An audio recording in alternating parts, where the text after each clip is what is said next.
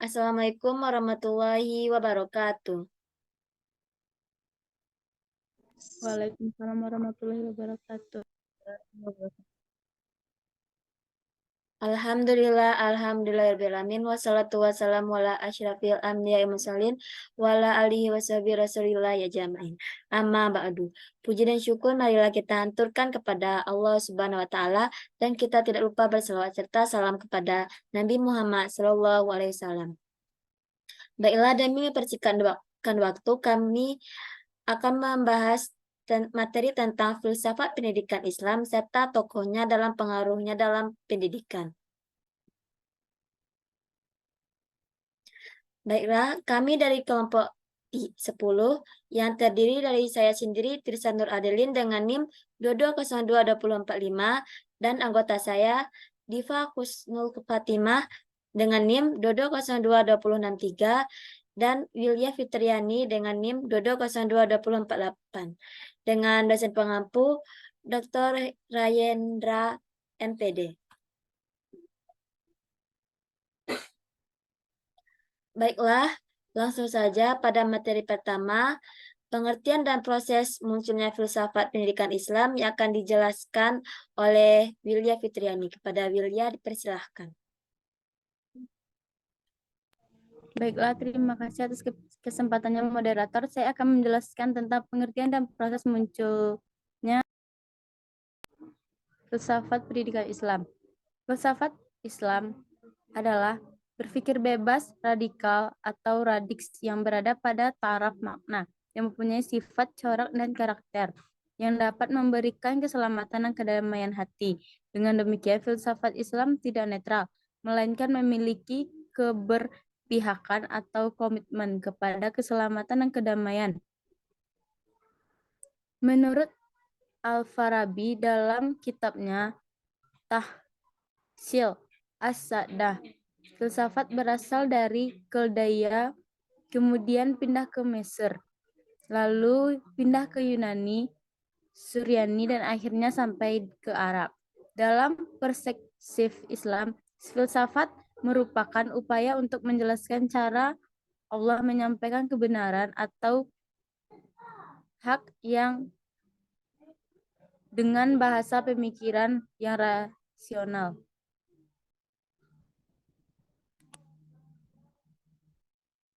Slide selanjutnya, moderator.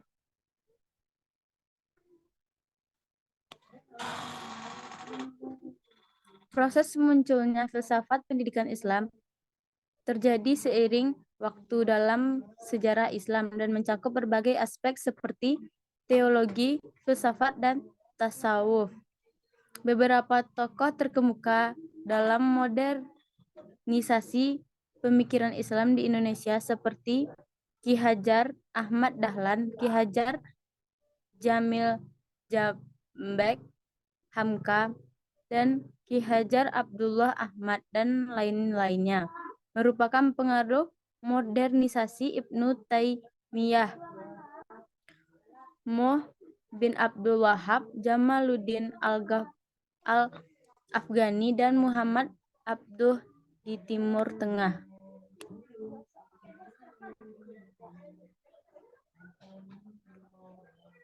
Beberapa isu yang muncul dalam proses modernisasi pemikiran Islam meliputi yang pertama, rasionalisme, sekularisme, kebangsaan, pendidikan, dan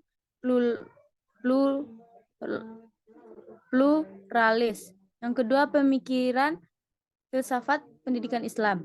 Yang ketiga, esensi alam semesta dan dalam tinjauan filsafat pendidikan Islam.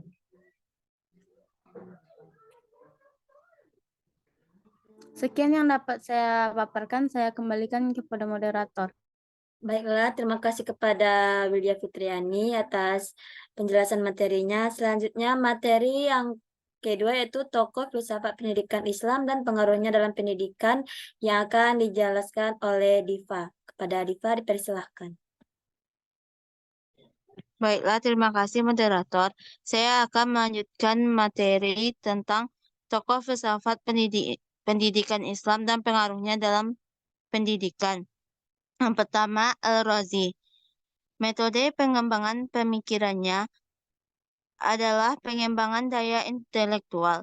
Apabila ada seseorang murid bertanya, maka pertanyaan itu tidak langsung dijawab, melainkan dilemparkan ke murid-murid yang lain.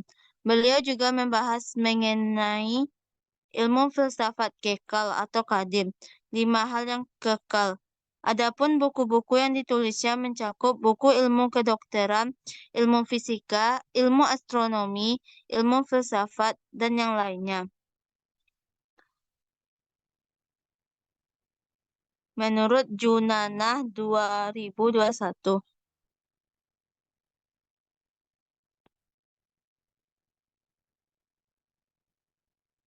Yang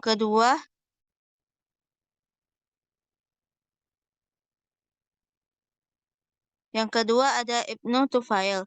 Salah satu masalah filsafat, apakah dunia itu kekal atau diciptakan oleh Tuhan dari ketiadaan atas kehendaknya? Dalam filsafat Muslim, Ibnu Tufail sejalan dengan kemahirannya menghadapi masalah itu. Ibnu Tufail membuat perbedaan antara kekal dalam esensi dan kekal dalam waktu, dan percaya Tuhan ada etika manusia, merupakan paduan tubuh jiwa hewani dan esensi non-bendawi. Dengan demikian, menggambarkan binatang benda angkasa dan Tuhan, peniruan kedua menuntut darinya kebersihan pakaian dan tubuh, kebaikan objek-objek hidup dan tak hidup, perenungan atas esensi Tuhan, perputaran esensi orang dalam ekstase. Yang ketiga,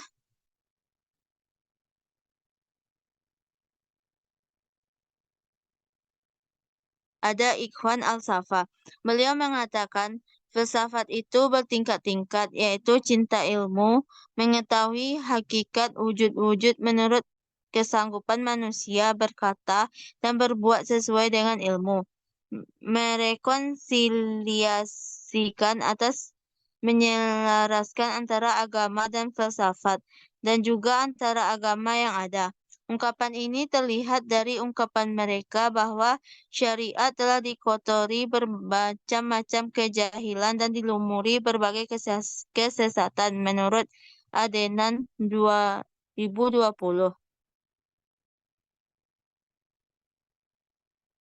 Yang keempat ada Sri Sultan Hamengkubuwono IX. Sri Sultan memiliki peranan penting dalam pembentukan gerakan pramuka pada tahun 1960 sampai 1961.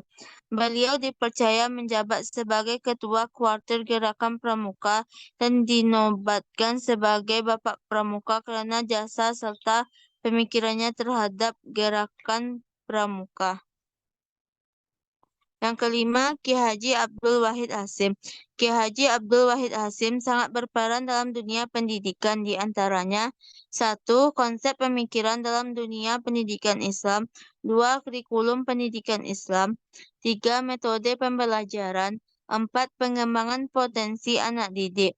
Selanjutnya, peran Ki Haji Abdul Wahid Hasyim dalam pendidikan Islam berdampak pada generasi, termasuk dalam membangun pesantren dan menerapkan sistem pendidikan tradisional dengan keahliannya dan menghasilkan penerus generasi yang diinginkannya.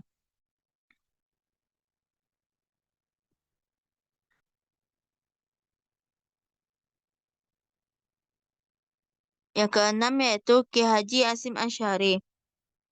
Ki Haji Hasyim Asy'ari menawarkan konsep pendidikan dalam buku Adab Al-Alim wa Al-Muta'alim yang terdiri dari 8 bab yang berisi tentang kelebihan ilmu dan ilmuwan, etika yang harus dicamkan dalam diri peserta didik, etika seorang peserta didik terhadap pendidik, etika seorang peserta didik terhadap pelajaran, etika pendidik terhadap dirinya, etika pendidik terhadap pelajaran, etika pendidik dan peserta didik terhadap buku. Yang ketujuh ada Burhani. Metode Burhani digunakan dalam penelitian filsafat pendidikan Islam untuk mengumpulkan dan menganalisis informasi yang relevan. Penelitian ini menggunakan pendekatan deskriptif kualitatif dengan metode studi literatur untuk mengumpulkan artikel jurnal yang relevan. Baiklah, hanya itu materi yang dapat saya sampaikan. Saya kembalikan kepada moderator.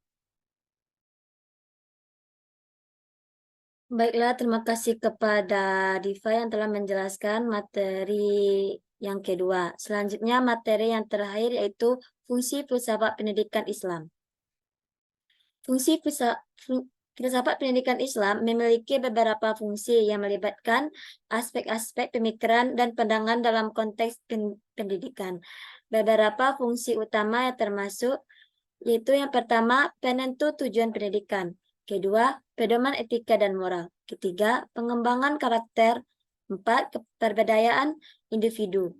5, hubungan manusia dengan Allah. 6, penanaman kritis dan analitis, pengembangan ilmu pengetahuan dan keterampilan.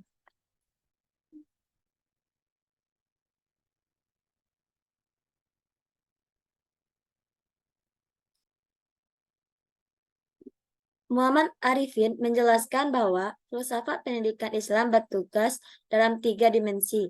Yang pertama yaitu memberikan landasan dan sekaligus mengarahkan kepada proses pelaksanaan pendidikan yang berdasarkan Islam. Kedua, kritik dan koreksi terhadap proses pelaksanaan pendidikan tersebut. Yang ketiga itu melakukan evaluasi terhadap metode yang digunakan dalam proses pendidikan tersebut.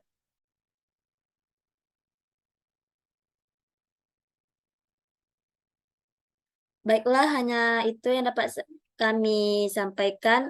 Dapat disimpulkan bahwa filsafat pendidikan Islam ialah suatu aktivitas berpikir menyeluruh dan mendalam dalam rangka merumuskan konsep penyelenggaraan pendidikan Islam dan mengatasi berbagai problematika yang terjadi dan pendidikan Islam dengan mengkaji kandungan makna dan nilai-nilai dalam Al-Quran dan hadis, serta mengungkapkan berbagai kajian pemikiran para pemikir Islam berbasis Al-Quran dan hadis.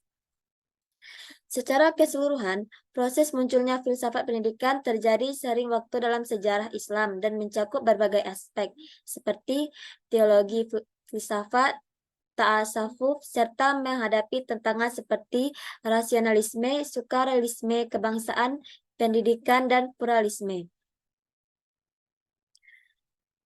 Dan tokoh-tokoh filsafat dalam pendidikan Islam memiliki peran penting dalam mengarah dan mengembangkan pendidikan di dunia Islam. Konsep pendidikan yang diberikan oleh tokoh-tokoh yang telah dijelaskan memberikan petunjuk bagi seorang guru atau murid dalam menuntut ilmu Allah dan mendapatkan ilmu yang bermanfaat. Sekian yang dapat kami presentasikan pada hari ini. Kalau ada salah kata, kami mohon maaf. Kami tutupi saja dengan mengucapkan wassalamualaikum warahmatullahi wabarakatuh.